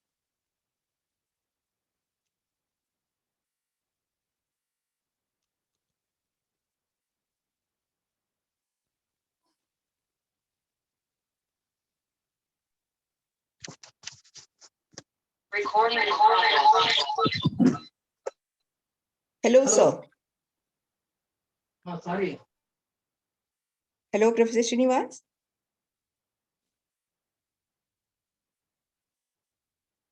Hello, can you hear me? Hello. Ha. Are you able to hear me? Now you, yeah. It's audible. Go ahead, please go ahead. Sorry, suddenly the connection got cut. Ha. That happens. No problem. Go ahead. So now he speaks. You cannot Shankara says you cannot blackmail me using the relationship and everything. Na mata, pita, nava, devaha, na lokaha, na vedaha, na yajnaha, na tirtham bruvanti. Sushuptau nerastati shunyatmakatvat tadeko vasishta shiva kevaloham. He proceeds the next step. He says, that is, but this is not actually Shankara saying, it is the Brihadaranyaka statement. Swapna, Sushupti, etc. in those states, they have this particular quotation. Atra Veda, Vedaha. In this state, in the state of Sushupti, Vedaha, Avedaha.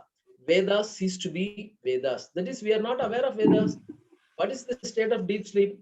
Say, for example, Gaudapada defines in this Mandukya Karika these three states, Ekona Vimshati Mukaha, etc. We are aware, we are contacting external world with all our what is called limbs, with all our sense organs, limbs, etc. Total contact with external worlds. But this contact is there in Swapna too. Swapna too, we just because it is Swapna, we don't say it is as if I am seeing, as if I am hearing. In Swapna also, my body is there very much. I walk only with body, walk only with the whole, walk only with the leg and everything. And I see with my eyes, I hear with my ears. So even though it is Swapna, yet there the samskaras are there, and all the knowledge comes through different sense organs. How the sense organs work, where work, how work, etc. is a different matter. But now what happens? Gaudapada defines Akshanam Vilaya Swapnaha. These individual sense organs going to the stage of dormancy is the state of Swapna. Sushuptistu Manolayaha. What is Sushupti? Where mind also, what is called, goes to dormancy, where nothing works, everything goes into avidya. That is the state of what is called Sushupti. So Sushupti, all the things have gone into their material cause, namely avidya. Hence, the objects are not differentiated, the instruments are not differentiated, the agency also goes into dormancy. So simply the knowledge alone is there. So we what is called the knowledge, that is the consciousness, is aware of avidya, only that much. Avidya is, that's why we are not able to say what is called Sushupti as Brahmatma, Brahmajnana. Sushupti is not defined as Brahman status because avidya is there very much. If the avidya is removed, if the avidya is not there, that will be the state of Brahman. So now what happens in that particular state where avidya alone is there, that is avidya as a material cause, then we will not be having any idea of God. Even if the God were to appear before us, we will not be knowing. We cannot get up and then we cannot offer respect. We will not know at all. Atra devaha, adevaha. God cease to be gods here. Vedaha, avedaha, the great Vedas, they cease to be Vedas. We may be afraid of Veda and gods. But whatever emotional attachment, atra mata, amata bhavati, atra pita, apita bhavati, father ceases to be father, mother ceases to be mother, brother ceases to be mother, and everything ceases to be what they are. Ananvagatam punyena, ananvagatam papena. He is not touched by punya, he is not touched by papa. He is totally free. He remains himself. In fact, that is defined by in the Chandogya, Swamhya Pito Bhavati, he goes into his own self. What is it? In Sanskrit, the word sleeps is defined as Swapiti. Swapiti means he sleeps. What is sleeping? Sleeping means Swamhi Apito Bhavati. Itaha. Itaha means he goes, he merges into Swam, his own self. He goes into his own self. He just merges into his own self. Swamhi Apito Bhavati. Hence he becomes Swapiti. Hence they say Swapiti, he is sleeping. This is what is defined as the state of Swapiti, where there is nothing is available. So this is one of the important concepts of Vedic concept, not just Advaita concept. Because Atra Pita, Apita Bhavati, Mata, Amata Bhavati, etc. say what is transcendence or what is El Dorado? When we have to go to moksha, etc., will we go to moksha with our own individual, the present individuality of the world, and will we be maintain the present religion, etc. there? Will we be having all the rules and regulations which we are following here? So will the rules and regulations be there? Will all these, is it a replica of this particular world there? Is Swarga the reflection of this particular world? Is it a mirror reflection of this world? So Swarga is beyond all these things. Transcending means where there is no need and restriction at all, where there is no rules and regulations, where there is no following of all these things are not very much there. So this idea is presented in the Veda itself. Vedaha, Avedaha. What is Vedaha? Which is giving rules and regulations. Say for all the people, Veda means Chodana Lakshana Ortho Dharmaha. Chodana means injunction. So the injunctions are there. Generally, I think in the International Institute, Alvar has presented one lecture. In that Alvar lecture, he has just presented this particular idea. That is Shodhana. That is what is the essential characteristic of Veda. What is the basic thing of Veda? Veda is injunctions. That is a Purva Paksha presented by Mimamsa, but that Purva Paksha is, even though the Vedantins say Siddhapada also is communicated. Say the difference between Vedantin and Purva Mimamsaka is this: what is the not the central idea? What is the essential structure or the basic form, basic methodology by which Veda works? Purva Mimamsaka says Vedanta, Veda communicates injunctions alone. All other ideas, say there are two types of ideas. One idea is injunction. Injunction means what is to be done. That is, Veda gives some order. And something else is connected to the order. Say, for example, perform the sacrifice. Perform sacrifice with curds. You can say perform sacrifice with curds. Now, the perform is the order. Perform is the order. Curds is material to be used. So everything else, this is called Siddhapada. It is existing. We are not producing. Curd is available. Available curd, make use of it and perform sacrifice. So curd is called Siddhapada, existing Padartha. That is available Padartha. And performance means we have to bring it into existence. Sacrifice is not available. We perform sacrifice and make the sacrifice available. That is the result. Apurva will come there. So what is to be achieved or what is to be done is called order. That will be the result of order. Everything will be existing. And Mimamsa says existing padarthas are need not be communicated by Veda. Existing padarthas can be known by Pratyaksha or Anumana, and we need not know it by Veda. So Veda uses the existing padartha as instrument, as help for what is to be achieved. But whereas Vedanta says, what Mimamsa says is right. Veda essentially gives us the what is to be achieved, and existing is tagged on to it as instrument. But that is not the only thing which Veda says. Veda also says some existing things which are not known. For example, Swarga is an existing thing. We are not creating a Swarga. We are going into existing Swarga, but the knowledge of Swarga is not there for us. Knowledge of Swarga is presented by Veda. And Brahman is an existing thing. So that is presented by Veda. In this way, some rare things, some things which cannot be known through Pratyaksha or Anumana can be presented by Veda. So this alone is the difference between Mimamsa and Vedanta. Some existing things plus all non-existing, that is to be achieved. That is the concept of Vedanta. Only to be achieved, that is the concept of Mimamsa. So this is how they try to present their concept, their thing. But in this particular situation, in Sushupti, what happens? Whatever you say, whatever is important to Veda, it ceases to be Veda. And in that particular, say, it ceases to be Veda is a very important concept and present. I mean, the factor. It ceases to be Veda means Veda loses its value. That if Veda is such a valuable thing, it should be existing always. Veda loses its value. When something loses its value in a particular state, when it becomes anaikantika. When it becomes anaikantika, you cannot have its value as permanent. You can have its value only as instrument, as means to cross certain things. That is, ladder cannot be carried on the shoulder always. Ladder can be used only to go to upstairs. What is called a ferry can be used to cross the river, but you cannot keep the ferry on your head and then go on like that. That may not be possible. So all the things which help us to ferry certain things can be used where they are required, and afterwards they have to be given up. Veda also is such a ferrying thing, and Veda itself points out that it is a ferrying thing, and atra Vedaha Avedaha. Gods also are helping agent like that. And we have certain goal in life. That is, the human beings, all the beings, they have certain goal in life. That goal is they have to achieve what for they are born or what is the goal.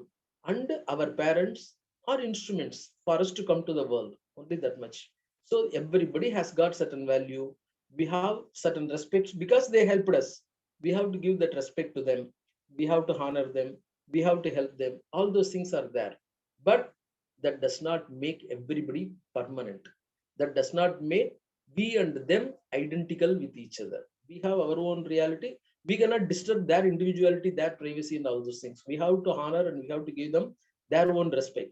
So, atra pita apita bhavati. This concept of transcendence. What is transcendence? This is explained in, not explained, this is presented in Gita also. Natadasti prithiviyamba divi deveshu va punaha Sattvam Prakritijair Muktam. Wherever you take, whatever world you go, up to the highest world, except Brahman, up to that is Brahman, that is excluding Brahman, up to Brahman. Whatever you see, that is made up of the Prakriti only, all the three Prakriti Gunas only. So everything comes under Prakriti Mandala. There are only two things, Prakriti and Purusha, as the Sankhya people say. Prakriti means here illusory. For Sankhya, it is real. Here it is illusory. Everything will be made up of three gunas. Brahman alone is true. That alone we can accept. That alone we have to accept. Apart from that, nothing else is there.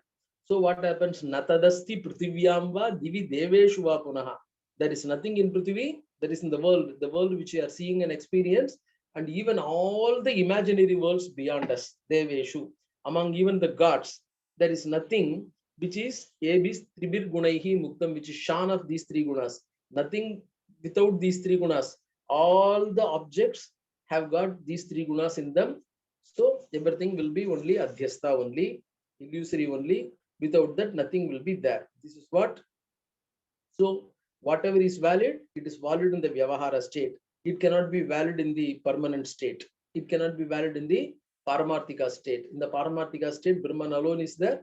Nothing else is there. This is what he stated. So you cannot, what is called, give a threat to me using the names of parents, using the names of gods, using the names of Veda. They too are there. So Atman cannot be identified. Atman cannot be interpreted. Atman cannot be presented in terms of all those things. Na mata, pita, na devaha, na lokaha, na vedaha, na yajnaha, na tirtham bruvanti. They don't speak of anything else. They don't speak of permanent value. Tirtham bruvanti means whatever is spoken, they can give you temporary value. You can use them for your benefit. If you want to go to Swarga, use them to go to Swarga. Or if you want to get moksha, use them as Nishkama Karma Anushtana and develop Chitta Suddhi and Sravana Manana. But just because you are doing Sravana Manana for Nitya, the status of Nitya, Sravana Manana, can there be Nitya? They also only what is called in this state only. So they don't have any permanent value apart from that. This is what is presented by Shankara in this particular verse. That is, na mata pitarva na devaha na lokaha na vedaha na yajnaha na tirtham bruvanti sushuptau nirastati shunyatmakatvat. Why? Sushuptau nirasta ati shunyatmakatvat. What happens? Why they are what is called not permanent? Why they are what is called rejected? Because they say sushuptau nirasta. Nirasta means, nirasta is interpreted in two different ways. One is nirasta means not having hunger, thirst, etc. So that hunger, thirst, etc. are not what is called felt in Sushupti. That is one thing. And nirasta, every characteristic is rejected. Nirasta means every characteristic is rejected. Ati shunya. Ati shunya means there is nothing apart from this Brahman. Ati shunya, that is Ekarupa. So in Sushupti, we find this Brahman as without any external characteristic. Since it is not without any other characteristic, since it is without any other characteristics, since all the external characteristics are rejected, you cannot say all these things are existing. You cannot say all these things are existing. Nirasta ati shunya, ati shunyatmaka. Ati shunyatmaka means of the nature of what is called not having any association, not being associated with anything. Say, for example, in Jagrat, we have got all these characteristics. In Swapna, some of the characteristics, all the physical qualities are removed They are not there. No abhimana, no attachment. We have got only samskara. In Sushuddhi, those samskaras are also not there. So slowly, one by one, they are reducing. And then there should be continuity. In Sushuddhi, we have got only two, that is Atman and Avidya. So naturally, there should be a state where Avidya also should have gone out.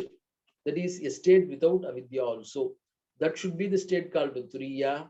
That is, even in Sushuddhi, if you find Nirastha Atishunya, if Sushuddhi also is Nirastha and Atishunya, the other state beyond Sushuddhi also must be only that state. The only difference is in Sushuddhi, this Avidya is associated. The other state, that Sushuddhi, the other state, that is not associated. In this way, that becomes something different.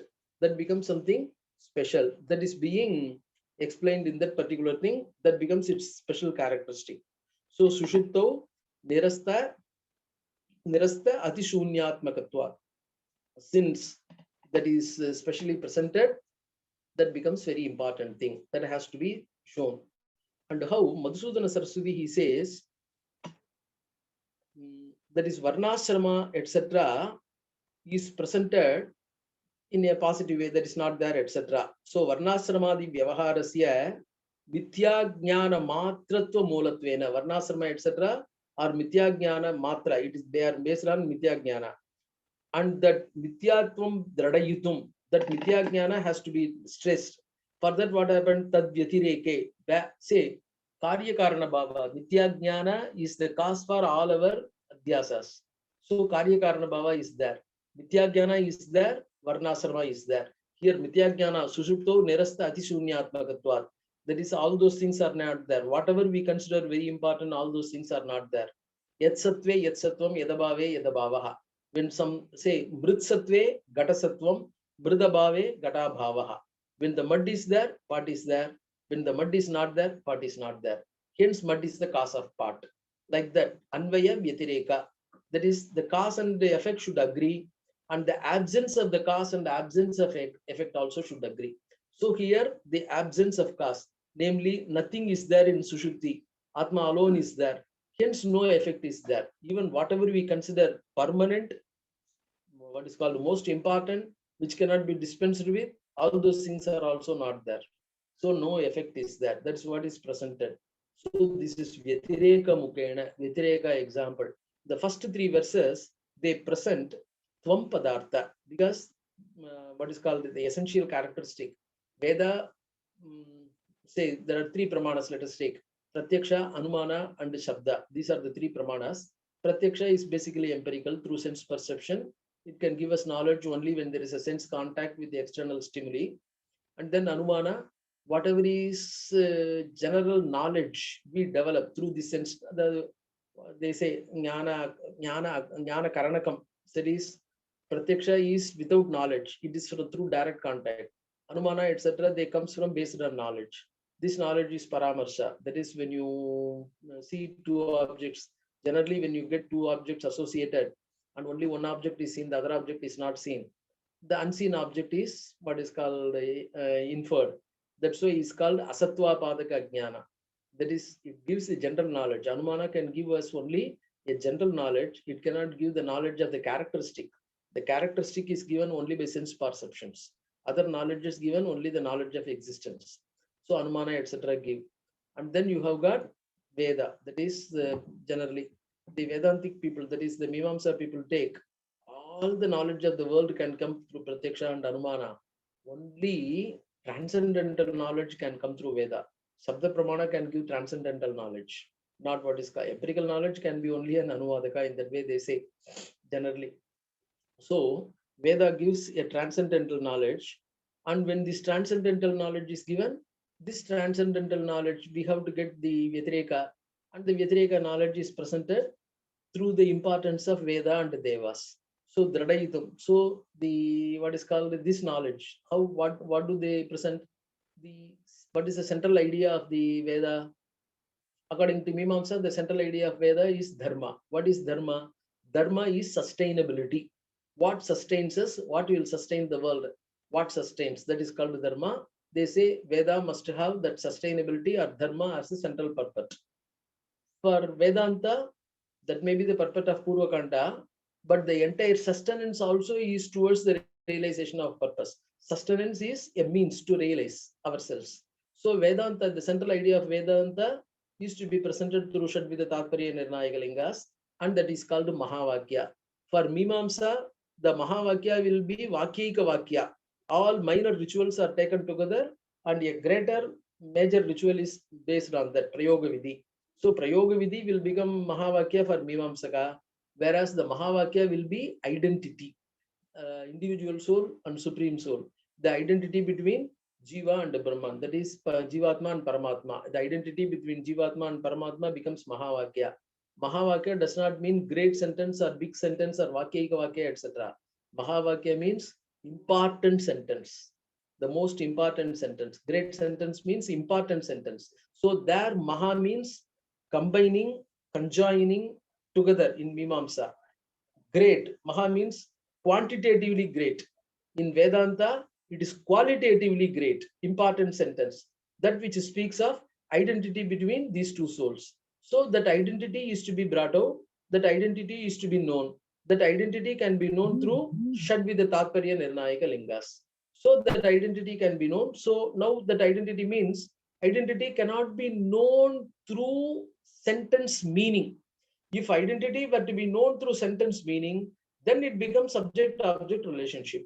If it were to be subject-object relationship, what is known cannot be the real intended thing at all. So it has to be known through Lakshana only. So Lakshana means Vachyartha is to be given up. Jahal Lakshana, they say different processes are there. Jahal Lakshana. So Tattvamasi we take.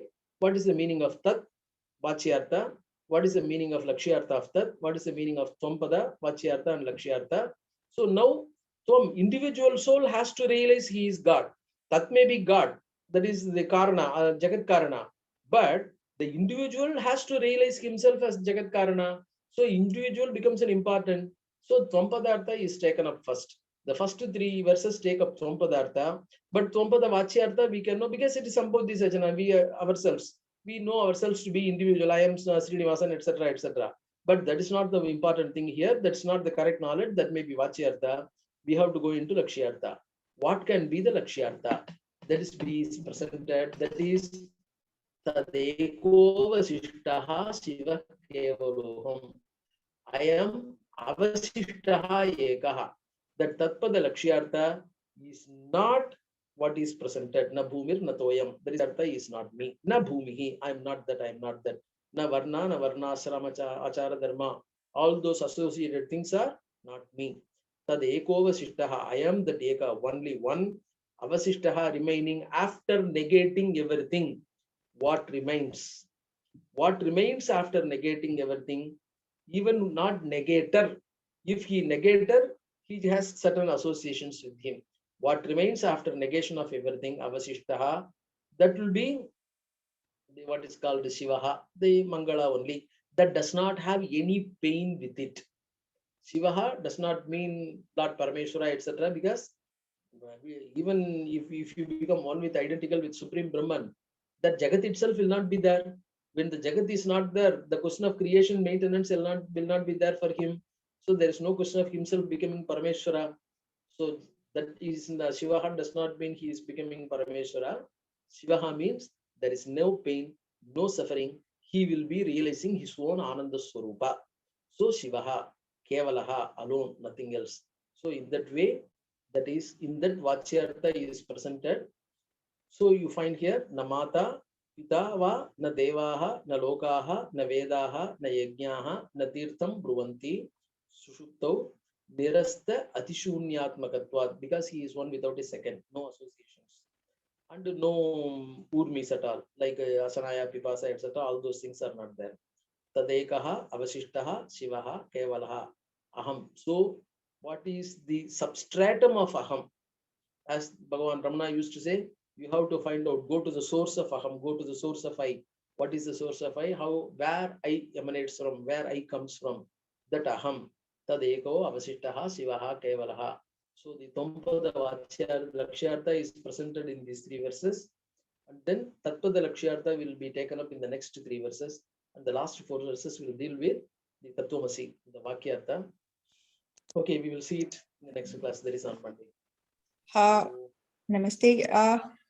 Karunalayam. Can we Lokasankaram. Thank you. Namaste, Mahoday. Namaste, Mohan. Yeah, go ahead. महोदय बहु सम्यक् आसीत् भवतः प्रभाषणं प्रसङ्गम् अद्य परन्तु एका शङ्का अस्ति महोदय किम् इत्युक्ते शिवः तस्य पदस्य अर्थं मङ्गलः इति भवान् उक्तवान् महोदय मङ्गलः इत्युक्ते सः एव ब्रह्मस्वरूपं वा चैतन्यस्वरूपं वा इति मम संशयः सः इत्यस्य को अर्थः भवत्या इष्टः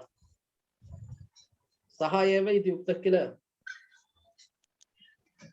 शिवः मात्रं मङ्गलः स्वरूपं शिवः एव चैतन्य रूपस्वरूपं वा शिवः इति शब्दस्य काश्यां विद्यमानः ज्योतिर्लिङ्गस्वरूपेण विद्यमानः वा रामेश्वरे विद्यमानः वा परमेश्वरः चतुर्मुखः कपालीश्वरः इत्यादि इत्यादि स्वीक्रियते वा इति आम् यदि एवं स्वीक्रियते चेत् न इत्येव उत्तरम् न परन्तु शिवस्य स्वरूपं न उक्तवती अहं परन्तु शिव इति पदस्य पदार्थः मङ्गलं वा इति महोदय डिक्षनरी मध्ये शिवः इति पदस्य डिक्षनरी मध्ये मङ्गलम् इत्यादि अर्थं दत्तं वर्तते सो अत्र मङ्गलम् इति उच्यते चेत् आनन्दस्वरूपः इत्यर्थः यत्र दुःखं नास्ति दुःखाभावः आनन्दम् इत्येव केवलम् उत्तमं महोदय बहु सम्यक् धन्यवादः धन्यवादः Thank you. Any other question? न Do we have any other question? Otherwise, we will wind up for the day. Thank you, Professor Srinivasan. As usual, the presentation was excellent, and we proceed for the third class, and we look forward for your kind cooperation, the speaker as well as the listeners. And for the day, we wind up. Thank you all. Thank you. मान्ये महोदय कृपया तत् ध्वनिमुद्र्य recording प्राप्यते वा लभ्यते वा recording Yeah. We are recording it, but then we'll have to edit it. And once it has been edited, we will make it available to you all. धन्यवाद महोदय धन्यवाद मान्ये धन्यवाद Thank you and good day.